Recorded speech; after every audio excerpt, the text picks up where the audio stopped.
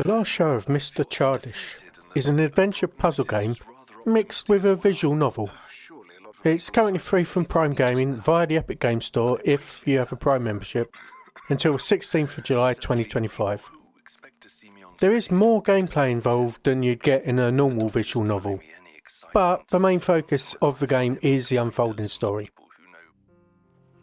You play Ella, an actress that is returning to the now abandoned theatre where she started her career. You walk around a pretty environment, picking up notes and examining documents, following a fairly linear path. A bit of a walking simulator, to be honest. These notes and documents give some background details to the main story, but you usually lack the full context for properly understanding them. If you do want to read them after knowing the whole story once you finish the game, there is a menu option to revisit and reread them. Throughout the game we're given a voice-acted interview of a playwright named Robert, which accompanies us on our walking simulation. The voice acting is excellent throughout the whole game. It's very posh, pretty old-fashioned English accents that one really doesn't hear much today. More's the pity. Ascension was my dream. I wanted to prove that Lindfield was more than fairy tales for children, that we were on par with London and the rest of the stages of the world. He's discussing his career and the various plays that he wrote, with hints of their meanings and their origins. Graphically, it seems to be aiming for not exactly photorealism. It's not that good, but it's not trying to be stylised at all.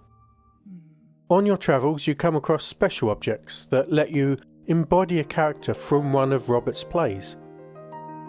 As you pick up these objects you're transported into one of those 5 plays, and they shed light on the relationship that's at the heart of the story.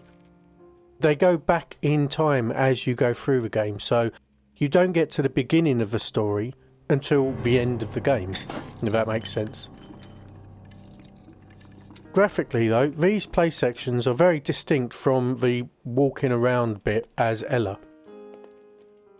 In the description on Prime Gaming, a lot is made of the fact that these worlds are made using a VR painting technique. If the aim of that was to make them look as if they're painted by brush, I think it worked.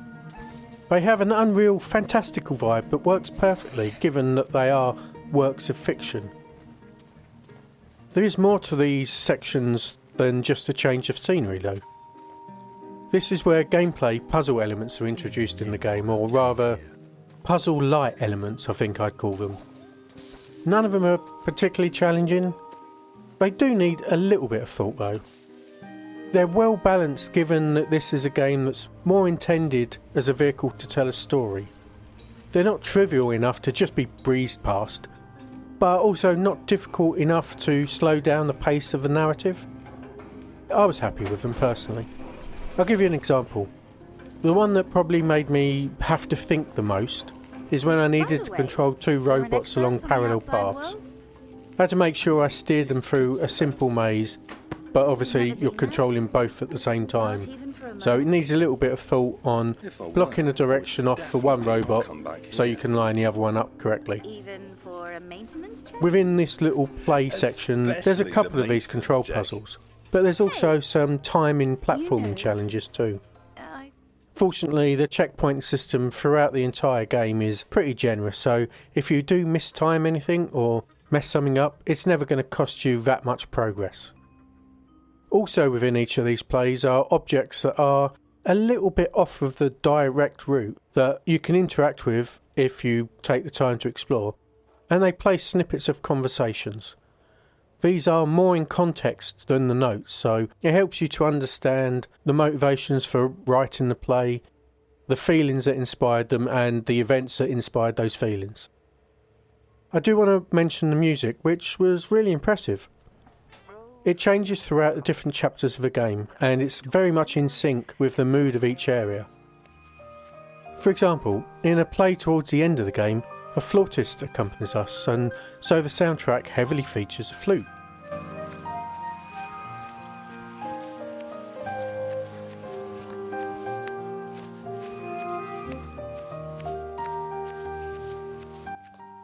None of the tracks overpower the voiceovers, and none of them are like banging tunes by any means, but they do support the emotional beats of the story really well, which is everything you want from a soundtrack. As I mentioned earlier, the story is the main focus of the game, and it's a very engaging one that I enjoyed. Every play section is a metaphorical portrayal of an event in Robert's life, which for me reflected on our emotional responses to relationships, life events, and also how these affect an artist and their art. I don't think all of it is going to be relatable to everyone, it wasn't to me, but I believe most people will find something relatable in there.